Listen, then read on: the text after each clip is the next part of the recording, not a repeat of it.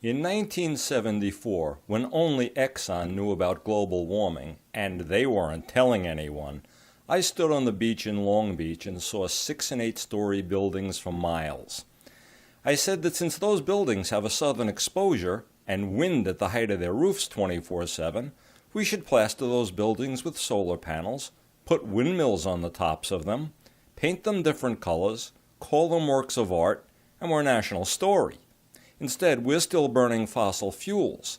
This fits, because if we don't address it soon, Long Beach is going to be a short beach, and then an underwater sandbar. The storms are getting bigger, and they will get more frequent. And Sandy was nothing.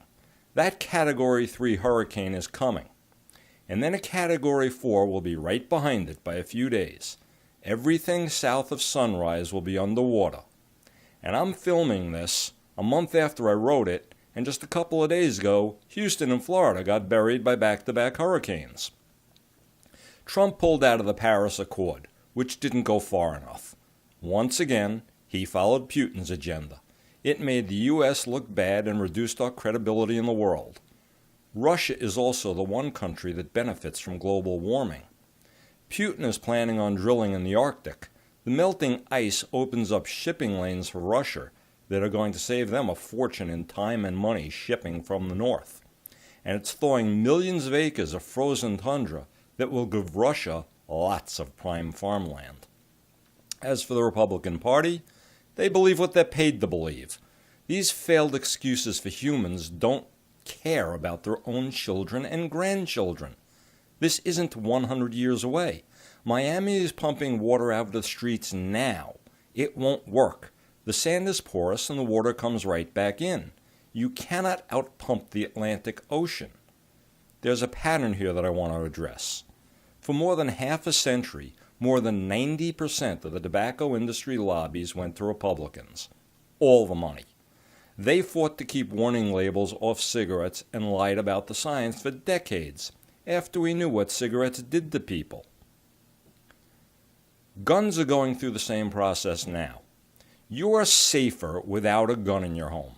6 times safer. You are much more likely to shoot yourself, a family member, or neighbor by accident than to ever use it for self-defense. In 1776, they were thinking about 15 seconds to reload a musket, not a 30-round automatic clip. Every 18 months in this country, we kill the number of people we lost in the entire Vietnam War. The NRA, the gun makers' lobby, doesn't care whether you live or die. They want to sell more guns, and their stocks went through the roof as they lied about the black president coming for your guns. To his shame, he was largely silent about it. They promote open carry everywhere, except at the Republican convention, of course. And they lie about the Second Amendment, which was put there to keep us ready in case the English came back, because we weren't supposed to have a standing army at the time. Not to protect you from our tyrannical government. They take advantage of the racism and the destruction of the educational system because their audience doesn't know history and doesn't read. The third part of the pattern is global warming. All the same lies, all the same planting of phony articles, and all the same propaganda to deny science that was settled 3 decades ago. Now it is too late to avoid disaster.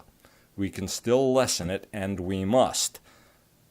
But they're fighting to burn those fossil fuels as long as possible. The same lawyers, the same PR firms, the same disinformation campaigns are being used as were for smoking and guns, and all promoted by the same fake news.